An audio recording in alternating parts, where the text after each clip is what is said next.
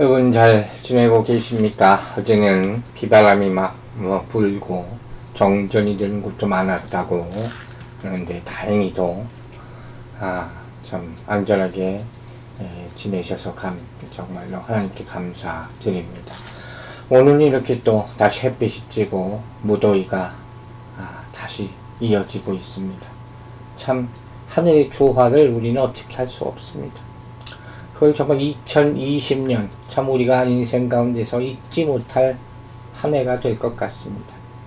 자, 하나님께 의지할 따름이라는 생각을 다시 한번 해봅니다. 자, 지난주에 우리는 바울이 상전에 대하여 종들이 취해야 할 태도, 마음 자세, 그리고 행동, 여기에 대한 말씀을 들었죠. 간단하게 리마인드 해봅시다. 그리고 시작합니다. 첫 번째, 두려워하고 떨리는 마음으로 함께 하듯이 하는 거죠. 두 번째, 성실하게 하라. 여러분 기억하십니까?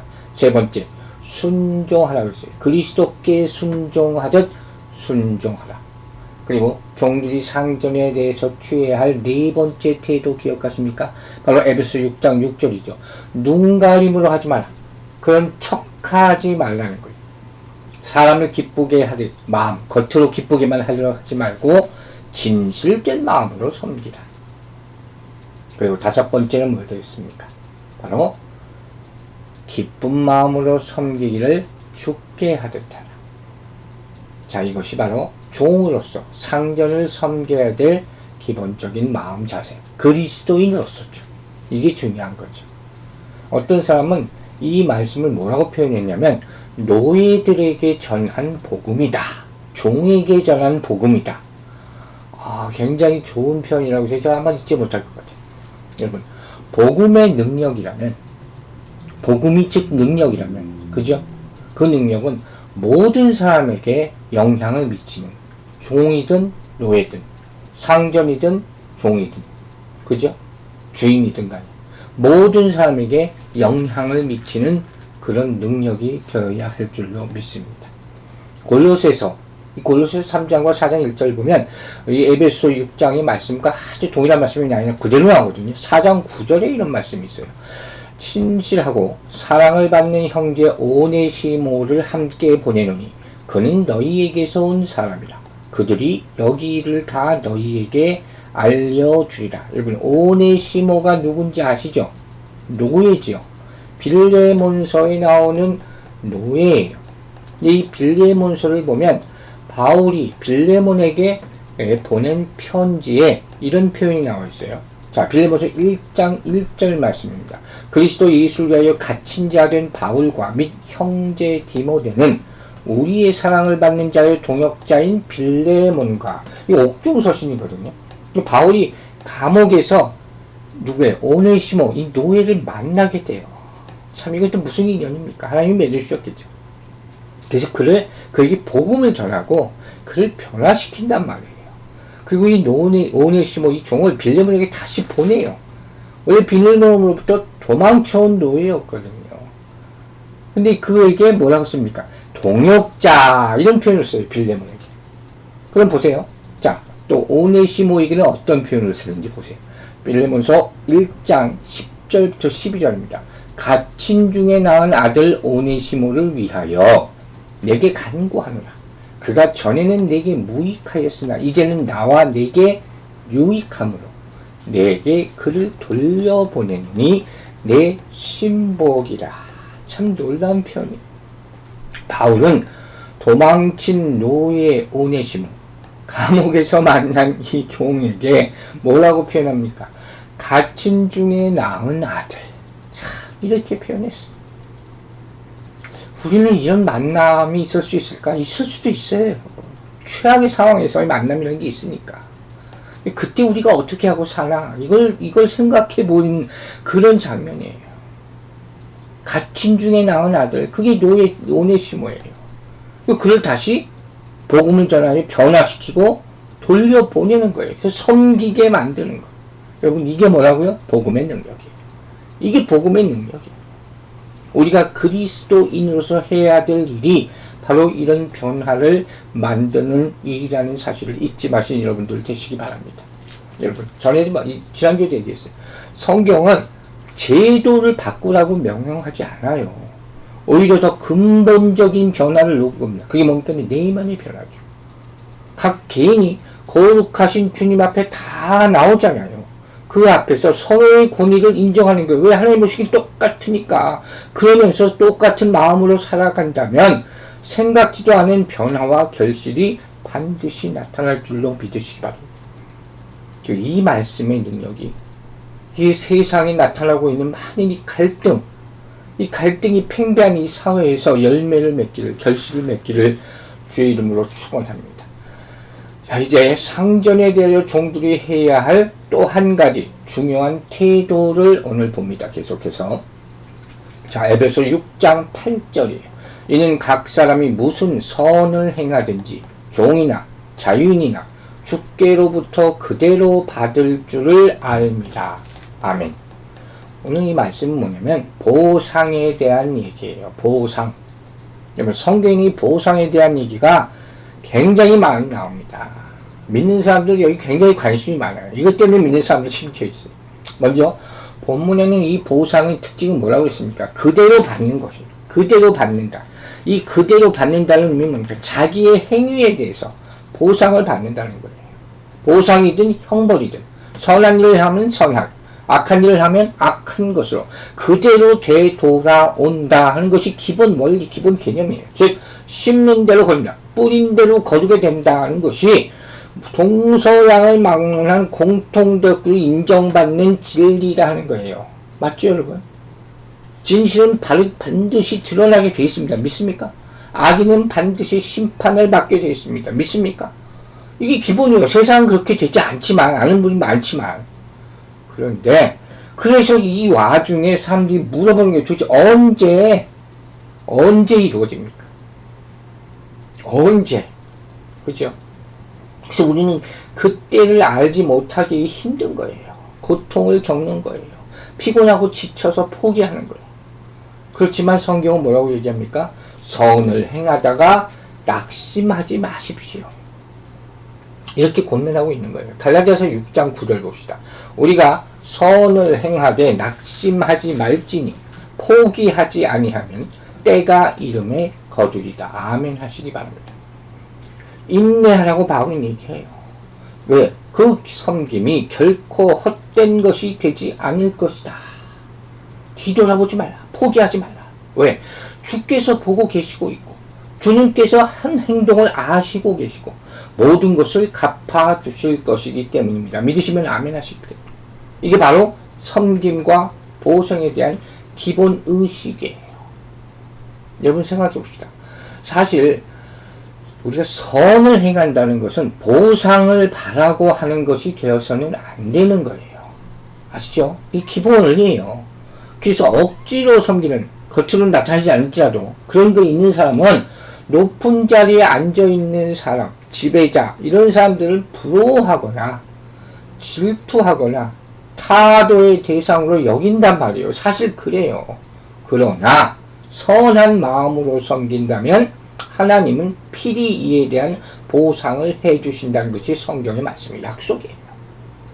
또 그리스도 안에서 다른 지체들에게 종된 그리스도인들로서, 제가 분명히 얘기합니다. 오늘 전제는 그거잖아요. 에베소 교인들에게 보내는 말씀이에요. 그리스도인으로서 다른 사람을 섬기는 일은 1차적으로는 겉으로는 뭐예요? 그 사람들을 도와주는 것이죠. 그러나 궁극적으로는 이 섬김은 뭡니까? 그 예수 그리스도의 말씀, 즉 사랑과 희생과 봉사의 정신을 이행하고 나타내는데 그 이유가 있는 거예요. 목적이 있단 말이에요. 그리고 그것이 결국 자신에게도 이익을 가져다주는 가치 있는 일이 될 수 있다 하는 것을 여러분 꼭 잊지 마시기 바랍니다. 자, 그런데 문제는 뭡니까? 본문은 아주 특별한 경우라는 거예요. 이런 일반적인 뿌린 대로 거둔다, 이게 아니에요. 그러니까 언뜻 보면 성경에서 흔히 찾아볼 수 있는 즉 일반적인 보상이라고 생각할 수 있는데 사실은 그게 아니라는 거예요. 먼저 성경에서 우리가 흔히 볼 수 있는 보상에 대한 말씀 몇 가지만 제가 발췌해서 얘기합니다. 대표적인 구조이라고 할 수 있는 거예요. 자, 먼저 갈라디아서 6장 8절 보세요.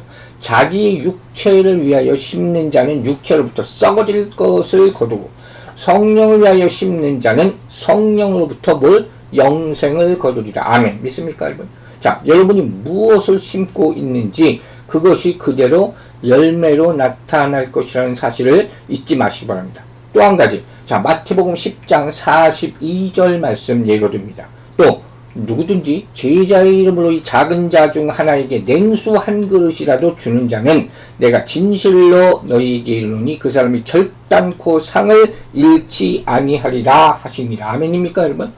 이렇게 하세요. 소자에게 물 한 잔 주는 것, 그것이 하나님 아버지께 주는 것과 똑같다고 얘기합니다. 이것이 바로 우리가 알고 있는 이런 것들이 전통적인 보상 사상의 성경에 담겨져 있는, 우리가 가진 돈, 우리가 가진 물질, 생명, 시간, 재능, 이런 것들을 주께 드림으로 말미암아 하늘로부터 보상을 받는다. 이게 기본 원리란 말이에요. 그런데 다시 돌아와서 오늘 본문의 문제는 지적하는 것은 뭐라고요? 주종관계잖아요. 이건 전제예요. 이걸 깨라는 게 절대로 아니라고 그랬어요. 자, 보세요. 주종관계의 보상 원리예요. 이 8절에 나오는 말씀은, 바울의 말씀은 성경에 나오는 여러 가지 보상 사상 가운데 우리 의식의, 일반적인 사람들의 의식의 아주 일대 정탐을 가져오는 핵폭탄 같은 그런 말씀이에요. 여러분, 자, 이제부터 생각해 봅시다. 종이라는 존재가 어떤 존재인지 알죠? 노예라고 그랬어요. 그들에게 자유가 있습니까? 그들에게 소유가 있습니까? 가진 것이 있습니까? 없어요. 몸도 주인의 것이에요. 생명도 주인의 것이에요. 시간도 주인의 것이요. 모든 것이 주인의 것이에요. 아주 실제적인 예를 들게요. 지금 그 얘기니까. 자, 노예가 있어요. 근데 교회에 나가게 됐단 말이에요. 근데 어느 날 갑자기 주인이, 지난주에도 얘기했잖아요. 허락하는 주인이 있지만 나가지 말라고 그래요. 허락하지 않아요. 그럼 어떻게 못 가는 거예요. 그날은 못 가는 거예요. 그럼 그런 일이 왜 없겠습니까? 있죠. 지금도 일어나고 있잖아요. 일을 해야 되기 때문에 주의를 지키지 못한 사람들이 얼마나 많냐는 거예요. 그러면 보세요. 자, 이러한 종들은 그 결과로 말미암아 주님을 위해서 할 수 있는 것이 없어요. 주님께 드릴 것도 없죠. 그렇지 않습니까? 그러면 전통적인 보상 논리에 따른다면 이 사람들이 하늘로부터 하나님으로부터 받을 것이 아무것도 없다는 거예요. 그게 사실이에요. 그렇지 않습니까? 드린 것이 없는데, 뿌린 것이 없는데 얻을 것이 뭐가 있겠습니까? 그 주인의 것을 도적질하지 않고서야 어떻게 하나님께 드릴 수가 있겠습니까? 주인의 시간에 몰래 나와서 교회 가지 않고서야, 몰래 봉사하지 않고서야 어떻게 내가 보상을 받을 수가 있겠습니까? 그럼 여러분이 이러한 상황에 있다면, 많은 주위에 이런 사람이 있잖아요. 이거 뭐라고 얘기합니까? 넌 천국 못 간다 이렇게 얘기하겠습니까? 아니면 거의 믿음으로 가긴 가겠지만 가장 낮은 보상만 받을 것이다. 아니면 직장을 때려치는지. 그럼 이렇게 말할 것입니까? 바울의 결과는 뭡니까? 결코 그렇지가 않다 하는 거예요. 본문은 바로 이러한 상황을 염두에 두고 한 말씀으로 받아들일 수 있다는 거예요. 물론 최선을 다해서 나오도록 노력하고 결단해야 되겠죠. 그게 가장 우선이죠. 이걸 이용해서 안 나가도 된다, 섬기지 않아도 된다, 그건 아닙니다. 잘 들으셔야 돼요. 바울의 말씀의 요지는 무엇이냐? 종이잖아요. 그 시대 배경을 생각해야 되는 거예요. 자, 하나님의 기준은 뭐냐? 종이든 자유인이든 행한 대로 보상받는다 하는 거예요. 원리가 같다는 거예요. 다만 차이가 있다면 주를 위해서 직접적으로 섬기는 사람들, 그 사람들도 있지만 그렇지 못하고 세상에서 살아가는 방법이, 살아가는 모습, 이것을 통해서도 기준으로 삼으신다 하는 게 무슨 뜻인지 조금씩 알겠죠? 자, 여러분 보세요. 우리는 세상에 빛과 소금으로 살라고 합니다. 그죠? 여러분 그게 살고 계십니까? 여러분이 소금과 빛으로 세상에서 산 것이 누구에게 어떤 영향을 미치고 어떤 결과를 가져오는지 여러분 다 알 수 있습니까? 몰라요. 그걸 어떻게 내가 다 합니까? 그걸 수치로 어떻게 내가 환산할 수가 있겠습니까? 인간적으로 계산한다면 그렇게 하면 특히 개인적이고. 그러나 하나님은 아신다는 거예요. 하나님은 아세요. 본문은 바로 그걸 얘기하는 거예요. 즉 종의 경우, 여기 나와 있는 종의 경우 어쩔 수 없이 하나님께 가서 섬기거나 드리거나 이거 못하는 종의 경우도 마찬가지라는 거예요. 지난주에 설명이 돼서 먼저 나오는 거예요. 그들은 종의 위치에 있기 때문에 주를 위해 직접적으로 뭘 바칠 수 없어요.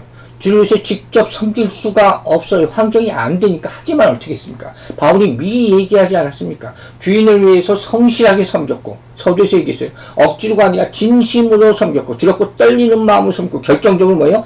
주를 섬기듯 섬겼다. 그게 되는 한에서. 그죠? 주를 섬기는 듯이 섬겼다. 그 결과가 뭐라고요? 실제로 어떤 결과가 나왔는지 당장 모르잖아요. 직접 섬긴 사람이나 그렇게 섬긴 사람이나 확실한 결과를 눈앞에서 우리는 볼 수 없단 말이에요. 주인이 그 열심을 보고 성실함을 보고 예수 영접할 수도 있어요. 그 종업원 중 일부 누군가가 은혜 받을 수도 있어요. 영향력이죠. 또 주 친구 가운데 어떤 사람들이 감명받을 수 있어요. 야, 이 사람 할 땐 뭐 예수 믿는다는 거 싫긴 하지만 열심히 산다. 정말 그 모습이 예수 섬기는 교회 나가는 사람 같다. 그죠? 구체적인 결과가 당장 어떻게 날지는 종도 모르고 주인도 모르고 교회도 몰라요. 하지만 뭐예요? 주님은 아신다. 주님을 아신다. 정확하게 아신다. 정확하게 그분은 계산하고 계신다. 믿으십니까, 여러분? 그리고 거기에 따라서 보상을 해주신다 하는 그 말씀이에요. 이게 본문이 우리에게 주는 교훈이에요. 반대로 만일 자유인이라 할지라도 세상에서 소금이 되고 빛이 되며 하나님의 영광에서 살지 못하면 어떻게 된다는 거예요? 그럼 반드시 그에 대한 책망을 받는다. 고린도서의 말씀은 여기에 포커스를 두고 있어요. 책망받는 것. 선하고 악한 것에 따라서.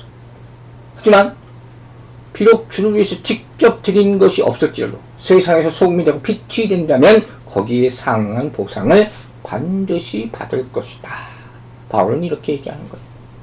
사랑하는 여러분, 성도의 선행에 대해서 하나님의 보상이 미치지 않는 영역은 단 한 군데도 없음을 믿으시기 바랍니다.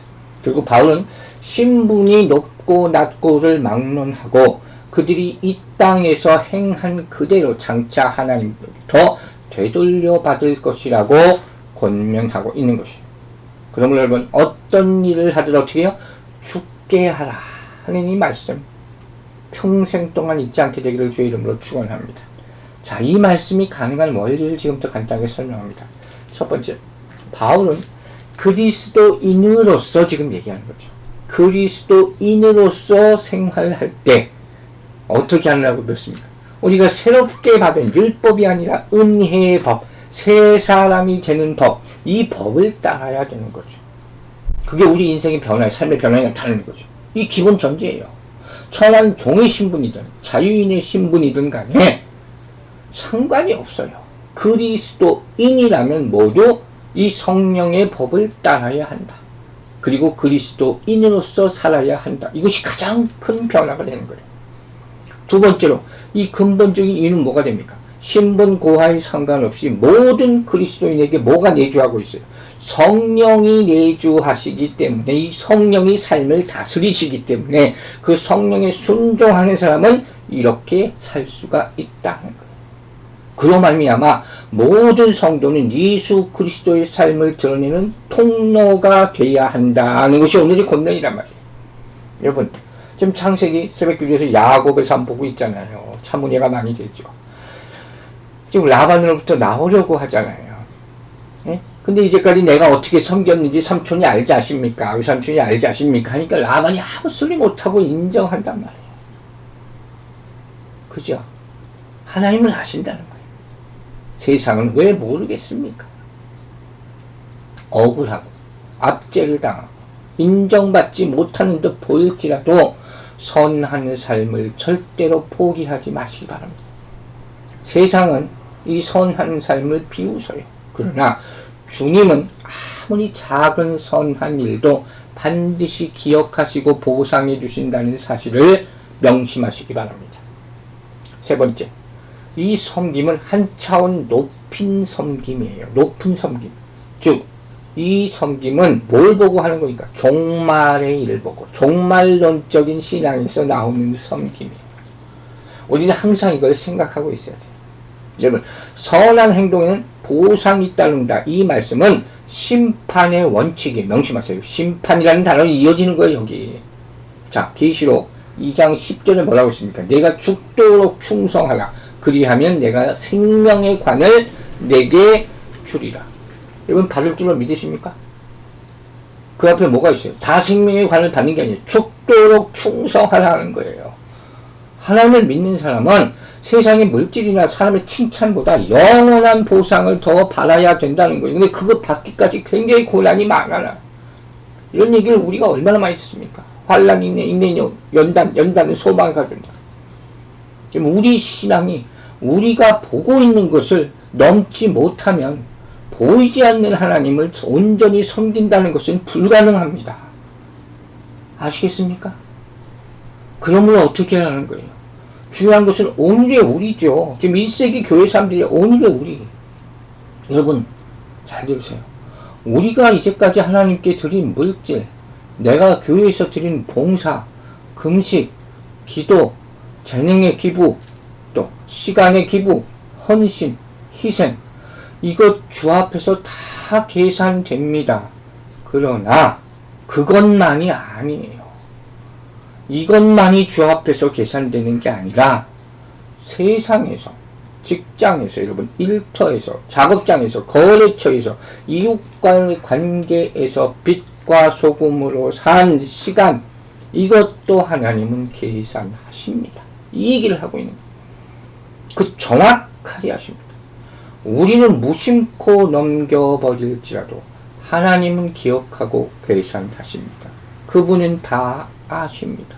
그러므로 세상에서도 그리스도인의 모습으로 성실하게 사시는 여러분들 되시기를 주의 이름으로 축원합니다. 자, 이제 6장 9절 말씀 보겠습니다. 상전들아, 너희도 그들에게 이와 같이 하고 위협을 그치라. 이는 그들과 너희의 상전이 하늘에 계시고 그들에게 사람을 외모로 취하는 일이 없는 줄 너희가 압니다. 아멘. 한마디로 오늘 요새 말로 쉽게 말하면 갑질하지 마세요, 이런 말. 즉 9절은 종과 관련해서 주인에게 주는 교훈이죠. 그 내용과 분량에서 보면 이제까지 우리가 봤던 종에게 주는 교훈에 대해서 굉장히 짧아요. 이렇게 단순 비교를 하면 이것들은 종에 대한 차별이라고 생각할 수 있지만 그 내용을 보면 절대 그렇지 않습니다. 왜? 그것은 바로 종에게 주는 교훈이 주인에게 주는 교훈과 똑같아요. 고스란히 해당됩니다. 그 말이 뭡니까? 이와 같이 하고 하는 그런 말이죠. 여러분, 한국에서는 언제부터인지 이런 말이 있어요. 조물주보다 더 높은, 더 무서운 건물주. 여러분 들어본 적 있습니까? 조물주보다 더 무서운 건물주. 이런 말이 유행돼요. 초등학교 아이들의 꿈이 건물주가 되는 거예요. 참 이해가 안 가죠. 답답한 일이에요. 갑질이라는 말 너무 보편화되고 너무 당연하게 들리고 있어요. 참 가슴 아픈 일입니다. 그러니까 이런 생각들이 더욱 갈등과 다툼을 조장하게 되는 거예요. 이런 말 너무 쉽고 웃으면서 가볍게 쓴단 말이에요. 그래서 저는 다시 한번 에베소 5장 21절의 말씀을 묵상하면서 이 9절 말씀을 제가 전하려고 합니다. 그리스도를 경외함으로 피차 복종하시기를 주의 이름으로 축원합니다. 자, 본문에서 먼저 바울은 뭐라고 합니까? 이와 같이 하라는 거예요. 그래서 이와 같이라는 말의 문자적인 의미는 뭡니까? 이제까지 얘기한 것과 똑같이 그 동일한 것을 행하라. 즉 종들이 주인에게 대하는 태도와 주인이 종들에게 대하는 태도가 같은 원리에 기초하고 있다 하는 것이 믿으시면 아멘 하시기 바랍니다. 그걸 보라는 거예요. 그 원리는 죽게 하듯 하는 것 다 똑같아요. 종들도 죽게 하듯 주인도 죽게 하듯.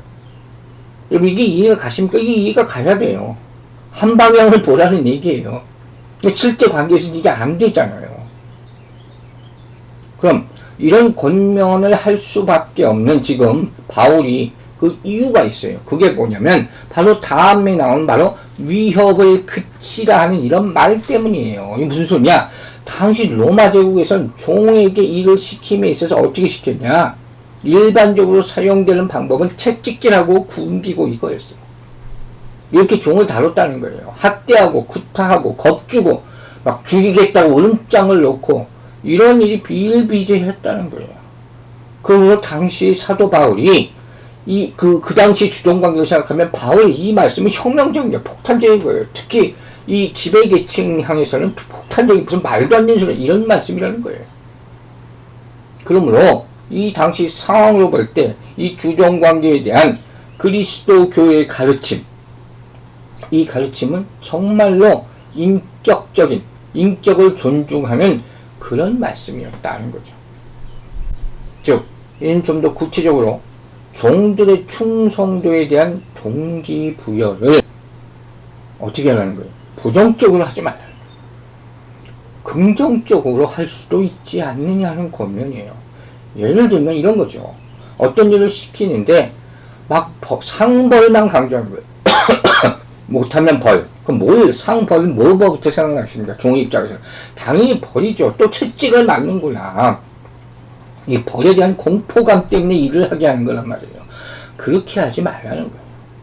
인간적으로, 인격적으로 대할 수도 있지 않느냐는 거예요. 그렇게 하라는 거예요. 이 그리스도의 그 말씀 아닙니까? 때로 물론 벌이 필요할 때도 있을 수 있어요. 그러나 그것이 좋지 않는 이유들 여러분 아세요? 그게 뭐겠습니까? 벌을 주겠다는 위협을 하거나 가혹한 말과 행동을 해서 일을 하게 한다면 그좀 외적인 순종을 이끌어낼 수 있을지 몰라도 마음으로부터 우러나오는 순종을 이끌어낼 수는 없습니다. 아멘입니까? 그렇잖아요. 억지로 하게 되는 겁니까? 여러분, 믿음을 가진 상전들이 믿음이 없는 다른 상전들과 다른 태도로 종들에게 선하게 대해야 하는 태도, 그 두 가지 이유가 있습니다. 왜 그리스도인 주인들은 달라야 하느냐? 첫 번째 본문 바울이 뭐라고 합니까? 하늘의 상전이 그들의 상전이 계시다는 것을 잊지 말라는 거예요. 그럼 무슨 말입니까? 이 말은 주인의 신분이 종의 신분에 비해서 아무리 높다 해도 이 땅에서는 주인이니까 그럴 수 있죠. 그러나 하늘에 계신 주 앞에서는 똑같다는 거예요. 유일한 똑같다는 거예요. 똑같이. 그렇죠? 그렇지 맞습니까? 하나님은 다 똑같이 보이는 거예요. 우리는 다 주인이에요. 아멘입니까? 고린도서 4장 1절 보세요. 상전들아 의와 공평을 종들에게 베풀지니 너희에게도 하늘에 상전이 계심을 알지어다. 아십니까 여러분? 그래서 의는 종이 억울하게 대우받지 않도록 행동하라는 거예요. 공평히 하라는 것은 동등하게 대우하고 편애하지 말라는 그런 의미예요. 그리고 그 까닭은 무엇입니까? 상전들에게도 하늘에 너희들의 상전이 있다. 그분이 너희 상전 주인의 행동을 살펴보고 계신다. 이걸 깨우쳐주는 말씀이에요. 여러분 우리 앞에서 오네시모의 말 들었죠. 오네시모 종에 대한 얘기를 들었잖아요. 이 오네시모에 대한 스토리는 참 지혜로운 스토리인 게 골로새서와 빌레몬서를 연결하는 중요한 고리가 되는 거예요. 자, 뭘 의미하냐? 우리 주인은 한 분뿐이시다. 그분만이 우리의 주인 되신다. 종이든 상전이든. 그리고 그분은 우리의 화해를 위해서 이 땅에 오셨다. 모든 신분을 타파하고 높낮이를 없애기 위해서 벽을 허물기 위해서 모든 인간 관계에 하나님이 계시다는 것을 깨달으라. 이 관계잖아요 결국. 주님이 우리 모두의 마음을 살피고 계신다. 주인이든 종이든 다 살피고 계신다. 주인은 주인의 위치에서 종은 종의 위치에서 무엇을 해야 될까? 주를 섬기듯 하는 것을 살피고 계신다. 이거예요. 따라서 주인들도 종들에게 주는 교훈 그대로 살펴요 살라. 그 얘기예요. 하늘 상전 앞에서 너희도 언젠가 회개할 것이 있다. 계산할 것이 있다. 정산할 것이 있다. 그걸 생각하며 종들을 대하라는 거예요. 이 관계를 가장 잘 보여주는 말씀이 뭡니까? 바로 청지기 비유. 여러분 아시죠? 자, 마태복음 24장 48절 읽겠습니다. 만일 그 악한 종이 마음에 생각하기를 주인이 더디 오리라 하여 동료들을 때리며 술 친구를 불러 먹고 마시게 되면, 자 여기 나오는 악한 청지기를 한번 보세요. 성경은 그를 가리켜 뭐라고 합니까? 종이에요. 그도 종이라는 거예요. 하나님의 종이에요. 대리인이란 말이에요. 그런데 그가 다른 종들을 두들겨 패요. 자기가 높은 위치에 있다고. 이거 악한 종이 때리는 종들, 즉 맞는 종들이죠. 이 사람들을 가리켜 성경이 뭐라고 부르는지 아십니까? 동료라고 불러요. 동료. 이걸 알아야 돼요. 29절이 종류라고 나와요. 저 악한 종은 자기가 때릴 권한이 있고 괴롭힐 위치에 있다고 생각할지 모르지만 절대로 그렇지 않다는 거예요. 이건 뭘 말하는 거예요? 하나님의 종을 때리는 것이요 자기의 동료를 때리는 것이라고 성경은 얘기합니다. 게다가 하나님은 그에게 그렇게 할 권한을 주신 일이 없다 하는 거예요. 결국 주인이 돌아올 때 어떻게 합니까? 그 패약을 부린 그 종을 엄히 때리고 벌받을 것이다. 분명히 명시되어 있습니다. 여러분, 종들에게 선하게 대해야 되는 두 번째 일을 말합니다. 바울이 뭐라고 합니까? 하늘에 계신 상전은 사람을 외모로 취하는 일이 없기 때문이다. 그죠? 차별 대우하지 말라는 거예요. 편애하지 말라는 거예요. 사람을 차별하게 대하지 않으신다. 주님은 분명히 신분에 따라서 대하지 않으신다. 종이든 주인이든 누가 하나님의 뜻을 행했느냐, 이게 기준이에요. 아멘입니까? 본문이 결국 하나님께서는 어느 누구에 대해서든지 어떤 기준으로, 동일한 기준으로 그 행한 바에 따라서 공정하게 판단하고 보응하시는 분이라는 것을 설명하고 있는 거예요. 여러분, 하나님은 누구에게나 의와 진리로 세상을 다스리는 공평한 분이심을 잊지 마시기 바랍니다. 여러분, 태어날 때는 달라요. 그죠? 세상의 앞에 설 때는 금수저 이런 얘기 하잖아요. 태어날 때 틀릴 수 있죠. 또 세상 앞에 나갈 때 다를 수 있어요. 그러나 여러분 명심하세요. 하나님 앞에 돌아갈 때가 옵니다. 하나님 앞에 설 때가 옵니다. 그때는 다 같습니다. 평가 기준은 하나밖에 없습니다. 자, 여러분, 그리스도로 말미암아 우리의 관계는 다시 설정되는 것입니다. 믿으십니까? 그리고 관계 속에서는 상전들은 종들을 다른 관점에서 대하기 시작해야 한다는 것이 본문의 교훈이에요. 일반적으로 주인들은 종들로부터 최대한 노동력과 이익을 얻으려 합니다. 그래서 주종관계가 맺어지는 거예요. 그러나 하나님은 우리 조건을 보고 우리를 택하지 않으셨어요. 주인이 노예를 살 때 일 잘하는 노예를 산다는 거예요. 그러나 하나님은 우리를 그런 방법으로 택하지 않으셨어요. 그럼 어떻게 택합니까? 오직 은혜로. 믿으시면 아멘 하시고. 오직 이게 포인트예요. 우리가 그 은혜로 하나님을 섬기는 자라면 그분의 방식대로 살아야 된다는 거예요. 우리는 오직 큰 은혜를 받았잖아요. 그럼 그 은혜대로 살아가야 되지 않겠냐는 거죠. 10,000달란트 탕감받은 자처럼 은혜를 받기만 하고 베풀지 않는다면 그 은혜가 없어질 수 있다 하는 사실을 잊지 마시기 바랍니다. 우리가 은혜를 받았다고 하면서 여전히 다른 사람들의 관계 속에서 신실하지 못하고 자신의 이익만을 추구한다면 그 삶의 결과는 절대로 은혜롭지 않게 될 것입니다. 두려움과 떨림 가운데 이 말씀 받으시기 바랍니다. 여러분, 은혜를 받으세요. 은혜를 누리고 살아가시길 바랍니다. 그리고 은혜로 하나님 앞에 서게 되기를 주의 이름으로 축원합니다. 이 말씀을 듣고 은혜를 먼저 기억하고 새로운 관계를 시작하신 여러분 되시기를 주의 이름으로 축원합니다. 또 한 가지, 주인들도 종들과 마찬가지로 어떻게 하는 거예요? 종말론적 안목을 가지라는 거예요. 마지막 때에 나도 하나님 앞에 종으로서 쓴다. 내 행위가 이제까지 행했던 것이 상급으로 다 환원될 것이다 하는 믿음을 가지고 종들을 대하시라. 상전이든 종이든 모두 그리스도를 모시고 사는 사람입니다. 믿습니까? 여러분, 하나님은 이 땅에서 신분에 따라 차별하지 않으십니다. 절대로. 오직 각 사람이 행한 대로 심판하실 줄로 믿으시기 바랍니다. 따라서 높은 지위에 있는 자를 항상 어떻게 합니까? 청지기 정신을 가지고 더 많은 책임감을 가지고 일하고 섬겨야 되는 것이요. 자신이 하나님께 속한 그리스도인이라 이 정체성을 한시도 잊지 말라 하는 말씀입니다. 자, 오늘은 이와 같이 이런 주종관 관계, 밥을 요새로 말하면 이런 인격적인 관계에 대한 말씀을 들었습니다. 여러분, 고용인과 비고용인의 관계 참 말이 많습니다. 이 고용인은 세상에서 피고용인의 노동력과 시간을 제공받고 대가를 지불합니다. 그죠? 물론 피고용인의 인격과 인생과 미래까지 쥐고 있는 것은 아니에요. 그러나 현실에서는 지위와 재력의 힘으로 피고용인을 함부로 대하는 경우가 너무 많이 일어납니다. 뿐만 아니라 본문에서 나오는 이 상전과 종의 관계에서 상전 주인은 노예, 종의 인격과 인생과 미래에 결정적인 영향을 미칠 수밖에 없습니다. 그래서 바울은 말합니다.